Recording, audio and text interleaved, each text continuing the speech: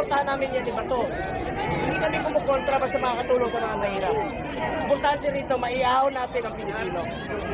Pagkain, trabaho, at ako, inuuna ko talaga itong healthcare. The more we should invest sa ating healthcare system, the more na dagdagan pa natin ang pondo para sa health dahil maraming mga Pilipino naghihirap na hindi makalabas ng ospital. Kaya nga po nananawagan ako sa PhilHealth kahapon, sobra-sobra yung pondo ninyo, gamitin nyo po sa mga mahihirap. Gamitin nyo po, ibalik nyo sa tao ang pera nila. Kami ni Bato, susuportahan namin yung mga pro-poor program ng gobyerno. Basta makakatulong sa mga mahirap. At patuloy kaming magsiservisyo sa inyo. Kaya ipapakita namin ang kung ano yung ginawa namin sa nakaraang 5 taon. Dodoblehin pa namin ang aming pagsisikap para tulungan ang Pilipino. Hindi po ako politiko mangangako sa inyo. Gagawin ko lang po ang aking trabaho para sa inyo. Yan po pwede ko i-alay sa inyo ang aking kasipagan. Walang masasayang po. Salamat sa inyong support at iwan. Salamat. Sir Ipe, pwede si Sir Ipe. Senator Basta pro-poor program. Yung mga makakatulong sa mga mahirap. Sinusuportahan namin yan. Basta tulong sa mga mahirap. Yung pinaalala sa akin ni dating Pangulong Duterte, sabi niya, interes ng bayan, interes ng Pilipino. Gawin mo lang yung tama. At yan ang parati ko tatandaan. Gagawin ko lang po ang tama. Hindi ka magkakamali dyan. Salamat po sa mga supporters na narito sa inyong mainit na pagtanggap. At hindi ko po sasayangin yung tiwalang binigay niyo sa akin. Salamat po. Nag-meet po yung Duterte family rin. Meron ba kayong Pilipino? Siyempre, pamilya na po yun. Tayo na po natin kung ano yung wala po ako idea. Senator, Yung family. Yung plan mo? Wala po. Kung tayo, waiting team na tayo. And tayo naman po sa over 8. pero for si may magkakabulagahan. Para surprise. Kilala naman po sila. Surprise.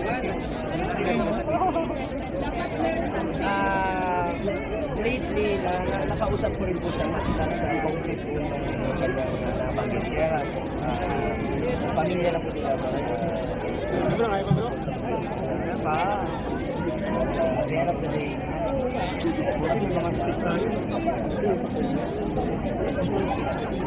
wala po akong kahit na idea sa ngayon. Ano talaga pagiging Pero sa kanya, Senator, mas magiging malakas yung slate nyo, magiging apat kayo sa kasakali. Isa ka rin dumagdag. Siyempre naman po, malaking tulong-tulong kami na sa PDP naman, sa slate ng PDP naman. At parati naming sumusunod kami sa layunin po at sa prinsipyo ng PDP naman. Unahin po yung pagsiservisyo sa mga kababayan natin.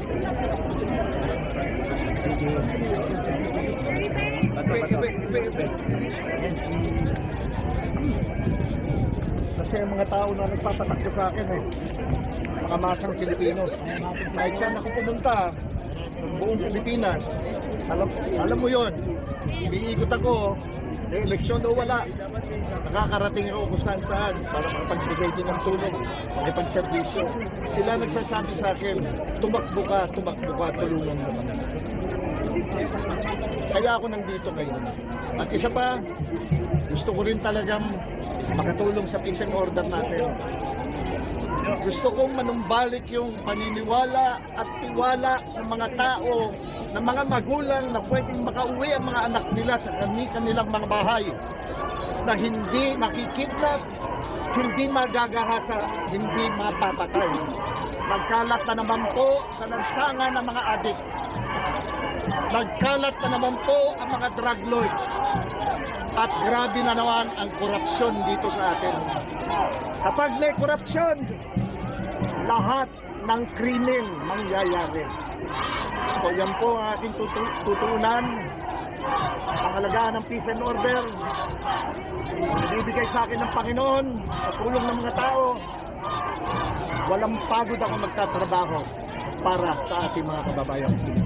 Maraming salamat po. Yes. Tapos naman kayo kanina, di ba? Kanina. May tanong kayo. Kasado, kilala niyo ako. Kilala niyo ako. I'm willing to risk everything. My political career, my personal life, para lang talagang gaganda ang buhay ng Pilipinas. Yun lang. So pag kayo mag-alala, hayaan niyo ako, kasama ako, mahantong dito sa aking laban sa droga at sa kriminalidad. Hindi tayo atras dyan. Yun lang po. Maraming salamat. Thank you. Salamat sir. Maraming salamat sir. Salamat.